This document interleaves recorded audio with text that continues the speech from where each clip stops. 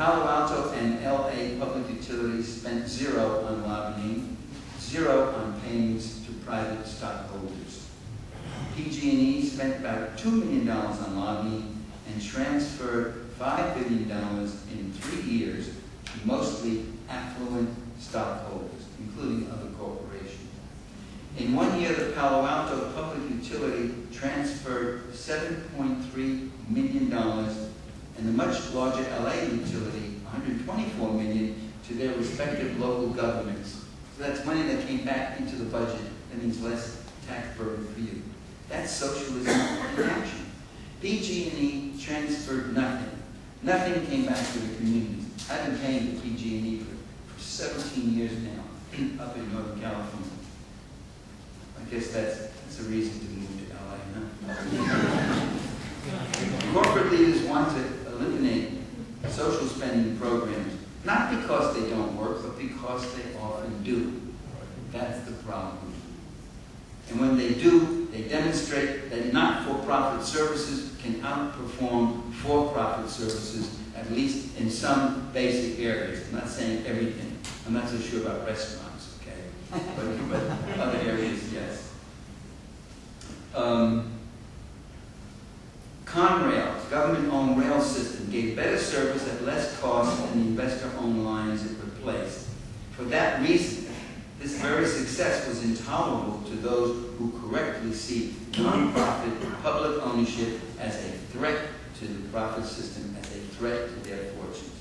So Conrail was privatized, sold back to investors at a giveaway price. It makes a difference. For many people, it's the difference that means survival.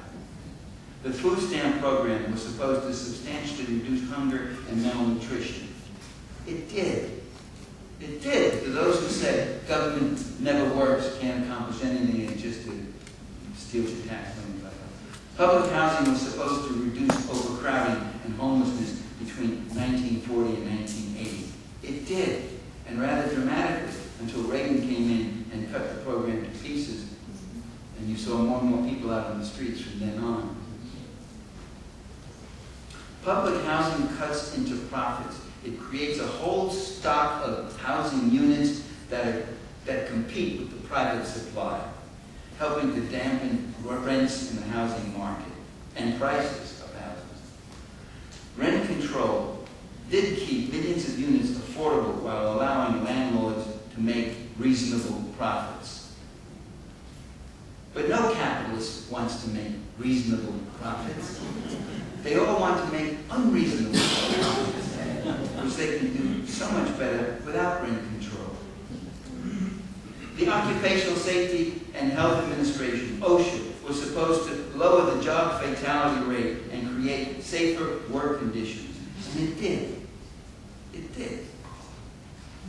Let me remind you, OSHA is seriously understaffed. I mean, it could do a much better job than this. And yet, even though about an estimated 140,000 lives have been saved in the last 3 decades or so, we need more OSHA, not less.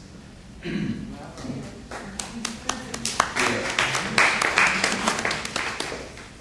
business community hates these programs and fights tooth and nail, fang and claw to get rid of them and fight them and roll them back. That's what they've been doing. That's what they've been doing for the last 30 years. That's what they've been doing since Herbert Hoover. This is what they've been doing since Grover Cleveland.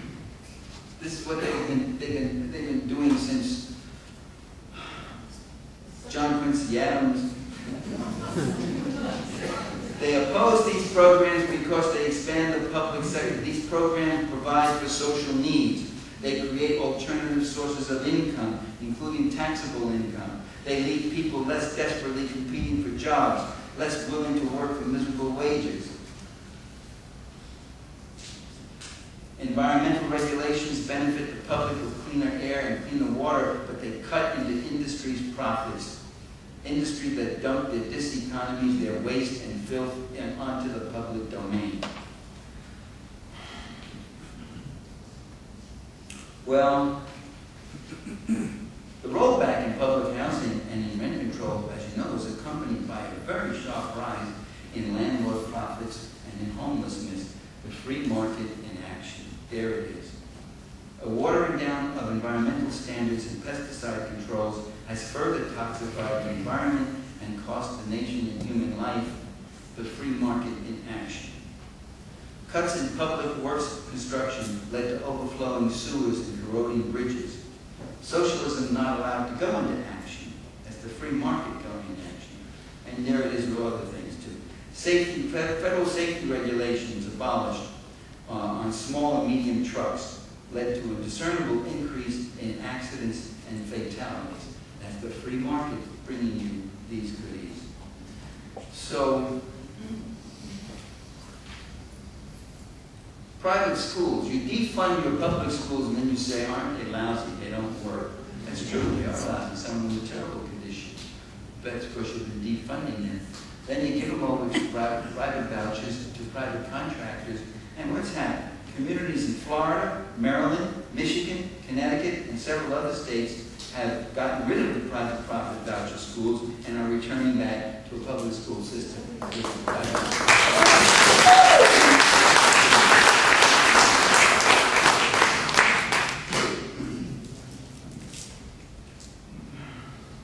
And then when they're not privatizing, when they're not defunding, they just handed out contracts. Today, the U.S. government spends more money on private contractors than on federal workers. And they spend more money and they get less for it. That's capitalism at work. Finally, let me say that socialism has never been left to develop on its own. Socialist systems here are all under attack. Socialist services and such that we have, they're under attack. We can't see how good they could really be. They're never allowed to be. They're always under siege. They're always being attacked. And all around the world, every socialist system, every socialist variation of socialism, state-controlled socialism, authoritarian, autocratic socialism, whatever you want, Christian socialism, as with the Sandinistas in Nicaragua and everything. Every one of these socialist movements have been, or governments have been destabilized, subverted, surrounded, blockaded, attacked, invaded, smashed by the United States and its capitalist allies, or its Nazi friends. From the Bolshevik Revolution to Angola, Mozambique, El Salvador, Nicaragua, Vietnam, Cambodia, Laos, Yugoslavia, not one of them has ever been permitted to rise and fall solely on its own merits. Not one has ever been left in peace, secure enough to develop in its own way, able to drop its guard against the imperialists abroad or at home, and freely and fully relax control at home, finding its own way to peace and social development. And even here in the United States, we are not left to find our way to social betterment, social democracy, production, and service for social betterment, for community development, instead of parasitic plunder. So the plutocrats must be divested of their immense wealth and power.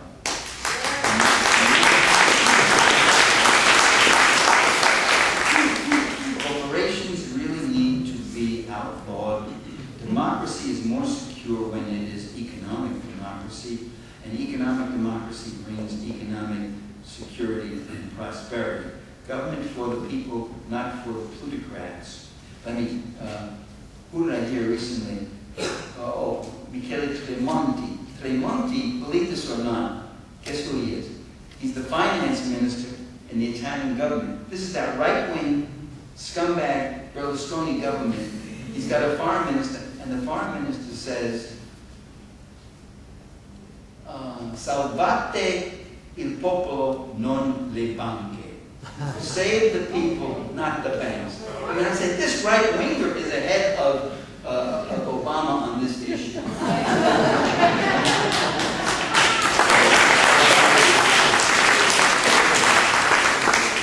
How do you say that in Armenian? Tell me later. Which